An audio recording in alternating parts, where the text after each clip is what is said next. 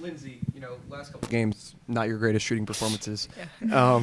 Was there a moment on Thursday or in one of the games before where you felt yourself forcing looks that weren't necessarily there, or just trying to get shots up to see one go down, or was it the same mentality all the way through? I think the same mentality all the way through. I know I sucked the past 3 games, and I knew eventually it was going to go down and I was going to get back on my rhythm, and today that's what happened. I got good looks. My teammates got me good looks, so I was able to just get back. And then, especially down the stretch against Indiana, a couple assists for you, a couple of steals on the defensive end. Did that help sort of motivate you going into this game, knowing that, you were able to contribute in all facets of the game in a big win for you guys? I think so, and I think a big thing for me that our coaches and my talk about is just if it's not going down, you got to do other things. Like I have to rebound, I have to screen, do whatever I got to do to help my teammates and to help us get a win. So obviously that does help me coming into this game.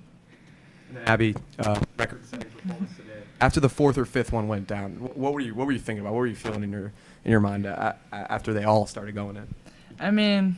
You feel good. I think any player would feel good after shooting 100% from the arc, but I work a lot on my shot in practice, outside of practice, so it's good to see it pay off. And then recently you guys have gone to a few more lineups where you're at the 5. Saw it a lot against Indiana in particular, and a little bit against Purdue as well. How comfortable are you in that role as sort of the lead rim protector against some really good post players in there when you're the center in that lineup? Yeah, well, I think what a lot of people don't know is that coming into college, I was strictly a center. High school and AAU, I always played the 5. I probably shot less than 10 threes in my high school career, which is crazy, but I think that attests to what this program can do for you too, and all the coaches that have helped me. Well, first, can you give us a Dumbledore? I'm just kidding. You've had some big nights before. Last year, 25 and 10, a big night in your return home to Minnesota. But where does this one rank? You come in knowing you need 1 bucket for the number, right? Yeah. I'll always remember this day. I think 1,000 points is a big milestone and a cool club to be a part of. Get to join my girl Lindsay. But it's definitely up there. I'll definitely remember it. Yeah. And how did you develop into this 3-point shooter? Yeah. Well. Coaching. Yeah, being recruited, I was told because in AAU I stretched my game out a little bit. So that's when they saw me play and they said, we want to develop your 3-point more. We want you to be more confident out there. So, yeah, coming here, that was definitely a focus since my freshman year. And you're now shooting better than 47% from long range. I think the program record is 44 and a half. Did you know that? Am I jinxing you now? I didn't know that, actually. No, you're not jinxing her. No. Not at all. What does that mean to you, just to even just sort of be in the realm of one of the best shooters for a season that this program's ever seen? Yeah. It's definitely, it's good to see everything pay off, like I told him. Yeah, I didn't know that, so that's cool, I guess. Yeah. Hopefully we could get a Big Ten championship with that, too. You guys played a pretty amazing game against Indiana a few days ago. How do you come into this game after the high of that to make sure there's no hangover or a letdown? I think we talked a lot about it in practice. Obviously, we know after Maryland we laid an egg, and we talked about not laying an egg and coming in and learning from Indiana to see what we could do better, and really focusing in on what we wanted to do coming into this game is kind of the mindset we had. One more. And then you guys also had a season high on points. You beat it by 4. I think you had 81 against Dartmouth, 85 today, and just everybody's filling up the stat sheet. Is that always a good feeling? Oh, yeah. We have so much firepower on this team, and we always talk about it. When one person's off, 4 people can step up. Yeah. So that's part of why we're so successful.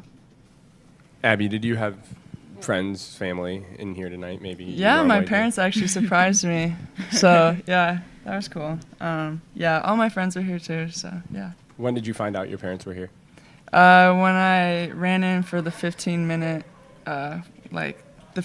left in the warm-up. Okay. Yeah. You saw them or how? Yeah, I saw them in Were the they crowd. were they trying to hide? No, they weren't. They were like waving at me, but yeah, it was cool. Okay, so whose idea was the TikTok? That would be Bird. Yeah. And then was she sort of? I want to know about the casting process here. Was she sort of envisioning you as Dumbledore?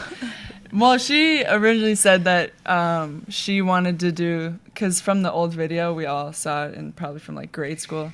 She brought that up and she was like, I think this would be funny. Like we should just get a few people to do it, and then whoever was standing around us kind of just jumped in, and then we all like added our own little like move to it. So yeah. After Sullivan against Indiana and today, you guys are likely to be ranked in the AP top 25 for the first time this season. Kind of how does that feel, and how's that going to affect your play kind of going down the road?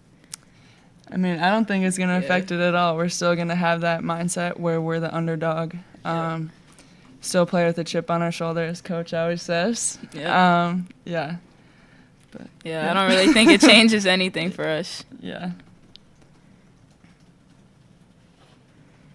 It doesn't get any easier with the Thursday to Sunday turnarounds, especially last Thursday with the close overtime win. How do you just get your focus up day in, day out, even after such a long, grueling overtime victory on Thursday?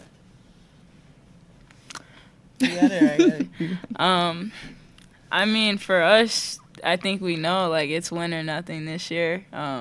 We want to win the Big Ten, and we want to make it to the NCAA tournament, so we don't have time to be thinking about the last game. It's always moving forward, and how can we get better? What's it like to see someone join you in the 3,000 point or the 1,000 point club? I got ahead of myself. Sure, I'll take the 3,000. Threes and it's 1,000 points. It's awesome. I mean, you can't have a bad day with Abby Scheid on your team. Like, I have a bad game. It doesn't matter. Scheid's going to pick up whatever I didn't do, and it's awesome for her to be in this, and I'm so happy for her. So glad to be your teammate, yo. Thanks. So, yeah. I think a lot of teams, sometimes they secretly want, to be thinking about making the tournament, and for you it's very, upfront and vocal about it. A lot of teams might think maybe it's a curse, or maybe they're thinking too far ahead. What makes it different for you as a team that that this is the goal you want? I think it just narrows down our focus. Like, I think it just gives us a goal to look forward to, and we know what it's going to take to get there. So no fear. No fear.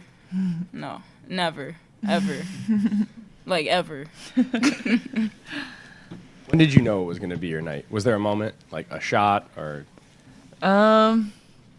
Probably when I came in the second half and started making them again.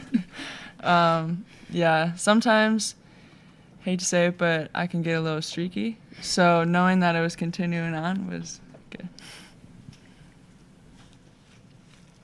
Thanks, everyone. Cool.